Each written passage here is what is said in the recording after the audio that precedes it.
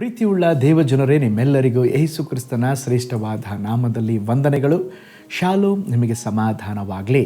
ಈ ದಿನ ದೇವರ ವಾಕ್ಯದ ಜ್ಞಾನಕ್ಕಾಗಿರುವಂಥ ವಿಷಯ ವಾಕ್ಯವೆಂಬ ಕನ್ನಡಿ. ಅದಕ್ಕೆ ಆಧಾರವಾಗಿ ಯಾಕೋಬನ ಬರೆದ ಪತ್ರಿಕೆ 1ನೇ ಅಧ್ಯಾಯ 23ನೇ ವಚನ. ಯಾವನಾದರೂ ವಾಕ್ಯವನ್ನು ಕೇಳುವವನಾದರೂ ಅದರ ಪ್ರಕಾರ ನಡೆಯದೇ ಇದ್ದರೆ ಅವನು ಕನ್ನಡಿಯಲ್ಲಿ ತನ್ನ ಹುಟ್ಟು ಮುಖವನ್ನು ನೋಡಿದ ಮನುಷ್ಯನಂತಿರುವನು. ನೋಡ್ರಿ, ಸತ್ಯವೇದ ವಾಕ್ಯವು ಮುಖ ನೋಡಿಕೊಳ್ಳುವ ಕನ್ನಡಿಗೆ ಹೋಲಿಸಲಾಗಿದೆ. ಒಬ್ಬ ಮನುಷ್ಯನು ಕನ್ನಡಿಯಲ್ಲಿ ತನ್ನ ಮುಖವನ್ನು ನೋಡಿ ತನ್ನ ಸ್ವರೂಪ ಹೇಗಿದೆ ಎಂಬುದಾಗಿ ತಿಳಿದುಕೊಳ್ತಾನೆ. ಅದೇ ವಿಧದಲ್ಲಿ ತನ್ನ ಜೀವಿತದ ಆಂತರ್ಯದ ಸ್ವಭಾವವನ್ನು ಅವನು ತಿಳಿದುಕೊಳ್ಳಬೇಕಾದರೆ ದೇವರ ವಾಕ್ಯವೆಂಬಂಥ ಕನ್ನಡಿಯಲ್ಲಿ ತನ್ನ ಮುಖವನ್ನು ನೋಡಿಕೊಳ್ಳಬೇಕು. ಕೆಲವು ಹೆಣ್ಣು ಮಕ್ಕಳು ತಮ್ಮ ಪರ್ಸ್ಗಳಲ್ಲಿ ಚಿಕ್ಕ ಕನ್ನಡಿಯನ್ನು ಇಟ್ಟುಕೊಂಡಿರುತ್ತಾರೆ. ಆಗಾಗ ಮುಖವನ್ನು ನೋಡಿಕೊಳ್ಳುತ್ತಾರೆ. ಸ್ತೋತ್ರ, ಅವರ ಕೂದಲುಗಳು ಕೆದರಿದ್ದರೆ ಸರಿಪಡಿಸಿಕೊಳ್ಳುತ್ತಾರೆ. ಅದೇ ವಿಧದಲ್ಲಿ ಆತ್ಮಿಕ ಜೀವಿತಕ್ಕೆ ಬರುವಾಗ ನಾವು ಸತ್ಯವೇದವನ್ನು ಓದಬೇಕು. ದೇವರ ವಾಕ್ಯಗಳ ಮೂಲಕ ನಮ್ಮ ಆತ್ಮದ ಸ್ಥಿತಿ ನಮಗೆ ಅದು ತೋರಿಸುವಾಗ ನಮ್ಮನ್ನು ನಾವು ಸರಿಪಡಿಸಿಕೊಳ್ಳಬೇಕು, ಶುದ್ಧಿಪಡಿಸಿಕೊಳ್ಳಬೇಕು. ಒಂದು ಉದಾಹರಣೆಯನ್ನು ನಿಮ್ಮೊಂದಿಗೆ ಹಂಚಿಕೊಳ್ಳುತ್ತೇನೆ. ಒಮ್ಮೆ ಒಂದು ಕೋತಿಗೆ ಒಂದು ಕನ್ನಡಿ ಸಿಕ್ಕಿತ್ರಿ. ಆ ಮಂಗ ಅದನ್ನು ತೆಗೆದುಕೊಂಡು ತನ್ನ ಮುಖವನ್ನು ನೋಡಿತು. ಅದಕ್ಕೆ ಕೋಪ ಭಯಂಕರ ಬಂತು. ಅಯ್ಯೋ, ನಾನು ಎಷ್ಟು ಸುಂದರವಾಗಿದ್ದೇನೆ, ಇದೇನು ಈ ಕನ್ನಡಿ ನನ್ನನ್ನು ಕೋತಿಯಂತೆ ತೋರಿಸುತ್ತಾ ಇದೆ. ಕೋತಿ ತರುತ್ತಾರೆ, ಕನ್ನಡಿ ತೋರಿಸಬೇಕು. ಕೋಪದಿಂದ ಕನ್ನಡಿಯನ್ನು ದೂರ ಅದು ಎಸೆದು ಬಿಡ್ತು. ಮತ್ತೆ 5 ನಿಮಿಷ ಬಿಟ್ಟು ಮತ್ತೆ ಕನ್ನಡಿ ಕಡೆ ಬಾಗಿ ನೋಡ್ತು. ಕೋತಿಯಂತೆ ಮತ್ತೆ ರೂಪವನ್ನು ಕೊಂಡು ಮತ್ತೆ ಕೋಪಗೊಂಡು ಆ ಕನ್ನಡಿಯನ್ನು ಇನ್ನೂ ದೂರಕ್ಕೆ ಎಸೆದು ಬಿಡ್ತು. ಕನ್ನಡಿ ಒಡೆದು ಚೂರಾಯಿತು. ಕೋಪ ಕಡಿಮೆಯಾದ ಮೇಲೆ ಕನ್ನಡಿಯಲ್ಲಿ ಏನಾದರೂ ಈಗ ಸಪ್ರೇಟನನ್ನು ಸುಂದರವಾಗಿ ತೋರಿಸ್ತದೆ ಅಂತ ನೋಡ್ತಾ ಇದೆ. ಮತ್ತೆ ಕೋತಿ ಥರ ಕಾಣ್ತಾ ಇದೆ.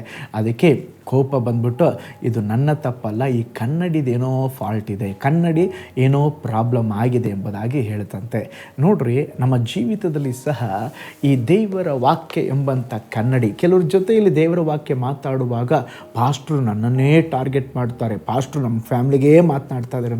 ನೋ, ದೇವರ ವಾಕ್ಯ ಅದು ಕನ್ನಡಿ ರೀ. ಅದು ನಿಮ್ಮ ಜೀವಿತವನ್ನು ತೋರಿಸುತ್ತಾ ಇದೆ, ನಿಮ್ಮನ್ನು ಅದು ರಿಫ್ಲೆಕ್ಟ್ ಮಾಡಿ ತೋರಿಸ್ತಾ ಇದೆ, ನಿಮ್ಮ ಜೀವಿತ ಹೇಗಿದೆ ಎಂಬುದಾಗಿ ಅದು ತೋರಿಸ್ತಾ ಇದೆ. ಹಾಗೆ ತೋರಿಸುವಾಗ ನಮ್ಮನ್ನು ನಾವು ಸರಿಪಡಿಸಿಕೊಳ್ಳಬೇಕು. ಪ್ರೀತಿಯುಳ್ಳ ದೇವಜನರೇ, ನೀವು ಸತ್ಯವೇದವನ್ನು ತೆರೆದು ಓದುವಾಗಲೆಲ್ಲ, ದೇವರೇ, ನೀವು ನನ್ನಲ್ಲಿರುವ ಕೊರತೆಗಳನ್ನು, ತಪ್ಪುಗಳನ್ನು ತೋರಿಸಿಕೊಡ್ರಿ. ಯಾವುದರಲ್ಲಿ ತಪ್ಪಿದೆಯೋ ಅದನ್ನು ನಾನು ಸರಿಪಡಿಸಿಕೊಳ್ತೇನೆ. ಇವತ್ತು ಅನೇಕ ಜನರು ಕೇವಲ ವಾಗ್ದಾನದ ವಚನಗಳು, ಆಶೀರ್ವಾದದ ವಚನಗಳು, ಆದರೆ ನಮ್ಮನ್ನು ಸರಿಪಡಿಸಿಕೊಳ್ಳುವ, ಕ್ರಮಪಡಿಸುವಂಥ, ತಿದ್ದುವ ವಾಕ್ಯಗಳು ನಮಗೆ ಬರುವಾಗ ಅಲಕ್ಷ್ಯ ಮಾಡ್ತೇವೆ. ಹಾಗೆ ಮಾಡದೆ ನಮ್ಮನ್ನು ದೇವರಿಗೆ ಒಪ್ಪಿಸಿಕೊಟ್ಟು, ಪವಿತ್ರಾತ್ಮನೇ, ನೀವು ನಿಮ್ಮ ಹೆಜ್ಜೆ ಜಾಡಿನಲ್ಲಿ ನಮ್ಮನ್ನು ನಡೆಸ್ರಿ, ನಾವು ದೇವರ ವಾಕ್ಯದ ಪ್ರಕಾರ ನಡೆಯಬೇಕು. ದೇವರ ವಾಕ್ಯ ಎಂಬಂಥ ಕನ್ನಡಿಯಲ್ಲಿ ಅನುದಿನವೂ ನಮ್ಮನ್ನು ನೋಡಿಕೊಳ್ಳಬೇಕೆಂಬುದಾಗಿ ಒಪ್ಪಿಸಿಕೊಟ್ಟು ನಾವು ಪ್ರಾರ್ಥಿಸುವವರಾಗಿರೋಣ. ಆ ವಾಕ್ಯದಲ್ಲಿ ಮತ್ತೆ ಇನ್ನೊಂದು ಮುಂದಿನ ವಚನದಲ್ಲಿ ನೋಡುವಾಗ, ವಾಕ್ಯವನ್ನು ಮಾತ್ರ ಕೇಳುವವರಾಗಿರದೆ ಅದರ ಪ್ರಕಾರ ನಡೆಯುವವರಾಗಿರಬೇಕಂತೆ. ಹಾಗಾದರೆ ದೇವರೇ, ನಿನ್ನ ವಾಕ್ಯದಂತೆ ನಡೆಯಲು ನನಗೆ ಸಹಾಯ ಮಾಡಿರಿ, ನನ್ನ ಜೀವಿತವನ್ನು ವಾಕ್ಯವೆಂಬ ಕನ್ನಡಿಯಲ್ಲಿ ನೋಡಲು ಸಹಾಯ ಮಾಡಿರಿ ಎಂಬುದಾಗಿ ಕೇಳಿಕೊಳ್ಳೋಣ, ಪ್ರಾರ್ಥನೆ ಮಾಡೋಣ. ಪರಲೋಕದಲ್ಲಿ ವಾಸ ಮಾಡುವ ನಮ್ಮ ತಂದೆಯಾದ ದೇವರೇ, ಈ ಅತ್ಯಮೂಲ್ಯವಾದ ಸಮಯಕ್ಕಾಗಿ ಸ್ತೋತ್ರ. ದೇವರೇ, ವಾಕ್ಯವೆಂಬ ಕನ್ನಡಿಯಲ್ಲಿ ನಮ್ಮನ್ನು ಅನುದಿನವೂ ನೋಡಿಕೊಂಡು ನಮ್ಮನ್ನು ಎಲ್ಲೆಲ್ಲಿ ಸರಿಪಡಿಸಿಕೊಳ್ಳಬೇಕೋ ಅಲ್ಲಿ ಸರಿಪಡಿಸಿಕೊಂಡು ನಿನ್ನ ನಾಮವನ್ನು ಘನಪಡಿಸಲಿಕ್ಕೆ ಸಹಾಯ ಮಾಡಿರಿ. ಈ ವಾಕ್ಯ ಭಾಗಗಳನ್ನು ವೀಕ್ಷಿಸಿದ, ನೋಡಿದ ಪ್ರತಿಯೊಬ್ಬರನ್ನ ಬ್ಲೆಸ್ ಮಾಡಿರಿ.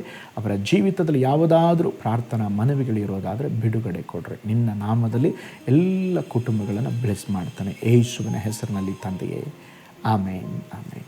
Price the Lord. ಹಾಗಾದರೆ ವಾಕ್ಯವೆಂಬಂಥ ಕನ್ನಡಿಯಲ್ಲಿ ನಮ್ಮ ಜೀವಿತವನ್ನು ನೋಡಿಕೊಂಡು ಅನುದಿನವೂ ದೇವರ ವಾಕ್ಯದ ಪ್ರಕಾರ ನಡೆಯೋಣ. ದೇವರು ನಿಮ್ಮನ್ನು, ನಿಮ್ಮ ಕುಟುಂಬವನ್ನು ಬ್ಲೆಸ್ ಮಾಡಲಿ. God bless you all. ಕರ್ತನಲ್ಲಿ ಪ್ರಿಯರೇ, ಈ ಸಂದೇಶ ಮತ್ತು ಪ್ರಾರ್ಥನೆ ನಿಮಗೆ ಆಶೀರ್ವಾದಕರವಾಗಿದ್ದರೆ, ದೇವರು ನಿಮ್ಮನ್ನು ಪ್ರೇರೇಪಿಸಿದರೆ, ನಂಬಿಕೆಯಿಂದ ಸಾಗುವ ಈ ಸೇವೆಗೆ ನಿಮ್ಮ ಅಮೂಲ್ಯವಾದ ಕಾಣಿಕೆಯನ್ನು ಬಿತ್ತಿರಿ. ಪ್ರೀತಿಯ ದೇವಜನರೇ, ವಾಯ್ಸ್ ಆಫ್ ಹೋಪ್ ಮಿನಿಸ್ಟ್ರಿಯ ವತಿಯಿಂದ ಕೋರಮಂಗಲದಲ್ಲಿ ಪ್ರತಿ ಭಾನುವಾರ ಬೆಳಿಗ್ಗೆ 9:30ಕ್ಕೆ ಕನ್ನಡ ಆರಾಧನೆ ನಡೆಯುತ್ತಿದೆ. ಆತ್ಮಭರಿತವಾದ ಆರಾಧನೆ, ಮನಮುಟ್ಟುವ ಸಾಕ್ಷಿ, ಬಲಪಡಿಸುವ ದೇವ ಸಂದೇಶ. ಬನ್ನಿ, ನಮ್ಮೊಂದಿಗೆ ಭಾಗಿಯಾಗಿ ಕರ್ತನನ್ನು ಆರಾಧಿಸಿರಿ.